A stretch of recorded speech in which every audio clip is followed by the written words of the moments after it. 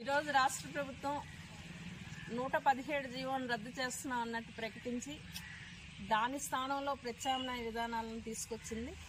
మరి అందులో భాగంగా ఈరోజు పాఠశాలల మ్యాపింగ్ అనేటటువంటి పేరుతో మరి యూపీ స్కూల్స్గా ఉండేటటువంటి స్కూల్స్లో 6, 7, 8 తరగతులని దగ్గరగా ఉండేటటువంటి హై స్కూల్స్కి పంపించేటటువంటి ఒక మ్యాపింగ్ కార్యక్రమాన్ని చేసింది.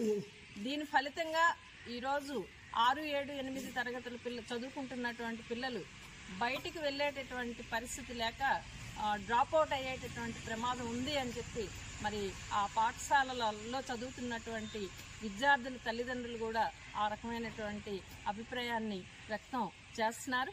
ఉదాహరణకి బొబ్బిలి మండలంలో రంగరాయపురం అనేటటువంటి గ్రామంలో మరి యూపీ పాఠశాలగా ఉండేటటువంటి పాఠశాలలో 37 మంది పిల్లలు చదువుకుంటున్నారు.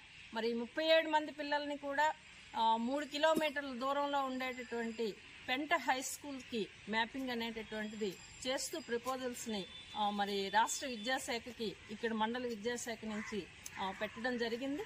ఈ ఒక్క స్కూలే కాదు, అలాగా ఈ మండలంలో ఉండేటటువంటి కారాడ దాంతోపాటు మరికొన్ని పాఠశాలలను కూడా దిబ్బగుడి వలస, నారాయణ వలస ఇటువంటి పాఠశాలలను కూడా మరి మ్యాపింగ్ చేసి దగ్గరలో ఉండే హై స్కూల్కి పంపించాలనేటటువంటి ప్రయత్నం చేస్తున్నారు.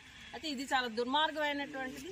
ఆ స్కూల్స్లో ఉండేటటువంటి 6, 7, 8 తరగతులను పంపించేసి అక్కడ ఉండేటటువంటి స్కూల్స్ని మోడల్ ప్రైమరీ స్కూల్స్గా మార్చాలనేటటువంటి పని చేస్తున్నారు. గతంలో కూడా ఇదే జరిగింది. జగన్మోహన్ రెడ్డి గారు ఉండేటటువంటి ముఖ్యమంత్రిగా ఉండేటప్పుడు కూడా వాళ్ళు తీసుకొచ్చేటటువంటి విధానంలో 3, 4, 5 తరగతులను హై స్కూల్స్లో విలీనం చేశారు. మరి ఈ ప్రభుత్వం వచ్చిన తర్వాత ఇప్పుడు యూపీ స్కూల్లో ఉండేటటువంటి 6, 7, 8 తరగతులను విలీనం చేసేటటువంటి పని చేస్తున్నారు.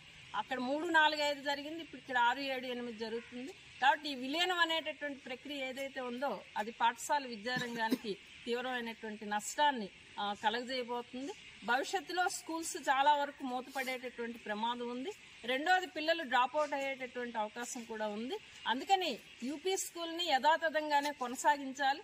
ఈ ప్రత్యామ్నాయ విధానాలు ఏవైతే ఉన్నాయో ఆ విధానాలన్నింటినీ కూడా ప్రభుత్వం రద్దు చేసుకోవాలి.